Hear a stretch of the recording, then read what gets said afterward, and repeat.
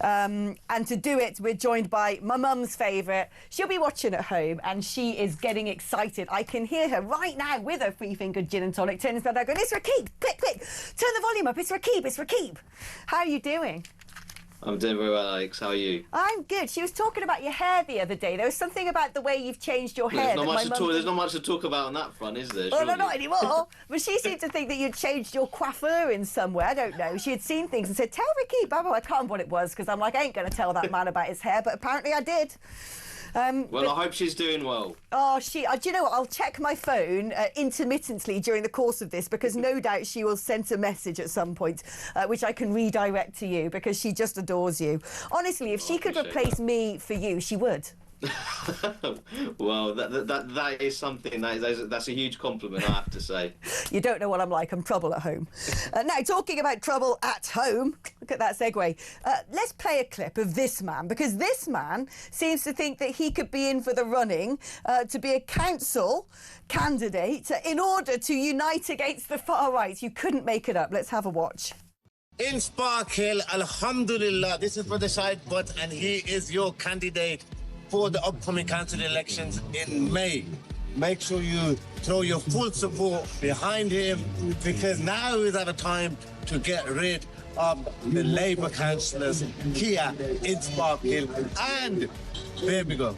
Absolutely. For those of you who know us, know that we have been passionately working for our community. Me and Ahmed, at the last general election, stood for the parliamentary seat, and now it's the council election. That's why we have put our weight behind a candidate who has weight within the community. I urge you at the next May election, the council election, you must vote for our candidate Shahid Butt and also our other candidate who is Bilal Arabi, who couldn't make it here today. Over to you with the Shahid. With the help of Allah, with your support and with these guys behind me, I know we're going to take this, inshallah. Inshallah. Remember that. Do you know what? I'm beginning to rather like that weird Rakib guy. He actually cracks me up, but he is no laughing matter. He actually came after me with some legal case, and I just threw it in the bin. But the thing is, he's actually quite entertaining. Remember that. But it's not funny. It's not funny because Shahid Butt, who says he wants to unify the people and push back against the far right, is a convicted terrorist who was actually jailed for plotting to blow up the British embassy. He had links to that good old hook-handed hate preacher Abu Hamza, and now he wants to stand as a candidate in Birmingham's local elections. Rakib, how? Where do we grow these people, and how serious an issue is this? Well, I think first we have to make the point, Alex, and I've been making this point for some time, that Birmingham is verging on being a failed city. And it's quite remarkable because back in the day, Birmingham used to be the gold standard example of efficient local governance. And as you just see in recent times, all the problems it's experienced, I think it's a crying shame that our second largest city is in the state that it is. And for some time, it's been suffering from very intense forms of ethnic and religious segregation, and that's definitely fed into quite uncomfortable levels of Islamist extremism.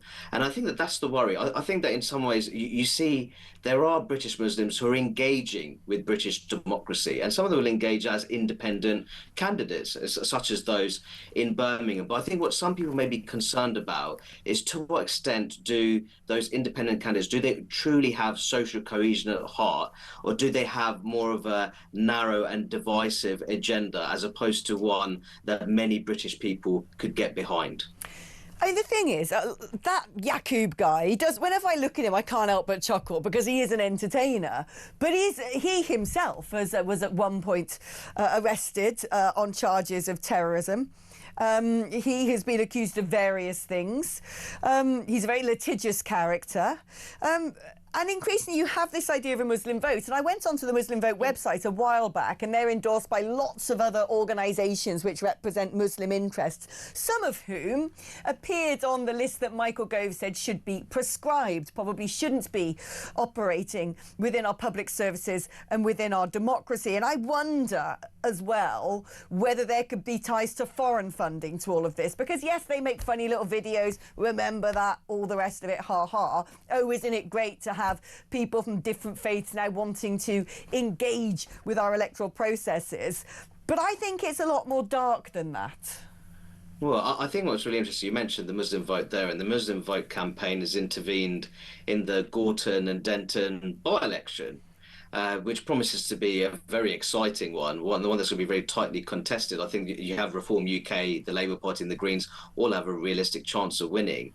And they said that in the interests of punishing Labour, but also halting the scapegoating politics of Reform UK, it essentially urged British Muslim voters in the constituency to back the Green Party.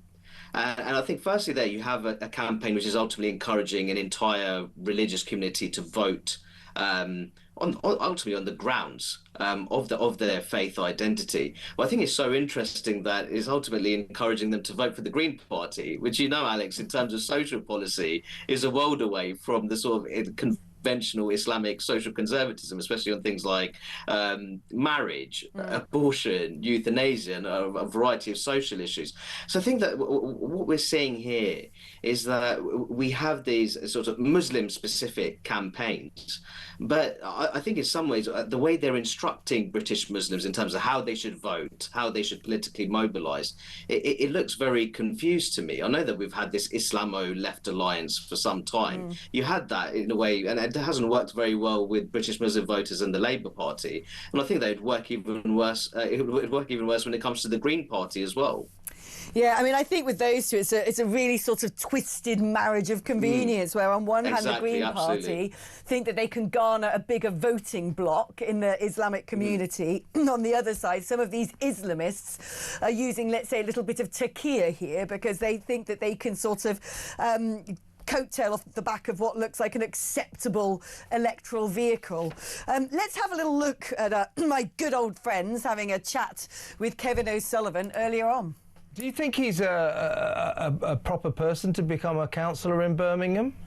Well, Kevin, to be honest with you, the fact that you are relying on a country called Yemen and its judicial system, when it was in fact your same channel who was saying completely different things when it comes to situations with the Houthis. So I absolutely believe the innocence of Shahid Butt. He was in a kangaroo court at the time. Even Amnesty International at the time recognized that this was a sham trial, and these people were being vilified for being British citizens, because as you know, at the time there was quite a lot of political conflict with the British, and Shahid Butt unfortunately was at the wrong place at the wrong time, and within his naivety was sucked into something. It's an interesting sort of element of application of the grievance narrative there, Rakib. And the problem is, these guys, he looks like a clown, that one on the left, old Ahmed Yaqub. That's why I find him so entertaining. But they are strangely very well versed in how to play the system, manipulate treaties and legislation. And I worry that they are now using democratic processes to try and I don't know what the right term to use is, to try and get their own way in Britain. Well, I think that this is something that I've written about for some time. What we're witnessing is the rise of sort of UK-born, younger British Muslims who are relatively well-educated, quite entrepreneurial and very tech-savvy, and they're deeply politically engaged. And what's interesting, compared to many of their foreign-born elders, their parents and grandparents, who may have left countries of origin, which have been, there's civil unrest, rampant institutional corruption. Their elders had this naturally positive orientations towards British democracy, Alex. But when you look at younger-born UK British Muslims, they're more likely to identify as Muslim first. They're more likely to have greater demands of British democracy as well. So in a sense, you almost have that integration paradox, which is very interesting. So I think what we're seeing here is ultimately you see a very dynamic and entrepreneurial, a younger British Muslim generation coming up, and they want to make their mark when it comes to British politics at the local, regional, and indeed national level. One thing that also seems to be a phenomenon, before I let you go, I keep seeing on my timeline, at the moment my algorithm keeps throwing me clips of Mohammed Hijab, who seems to be a pretty alarming character, who says all sorts of things which to me sound like outright threats and outright incitements. Seem to me, I'm not saying that they are, but he sort of fits into something else, another phenomena I've noticed, which are these sort of summer training camps, the sort of Muslim beefcake, the let's all go, let's learn to sort of, you know, shoot some archery, lift weights and pray together. And there's part of me thinking, are these jihadi training camps?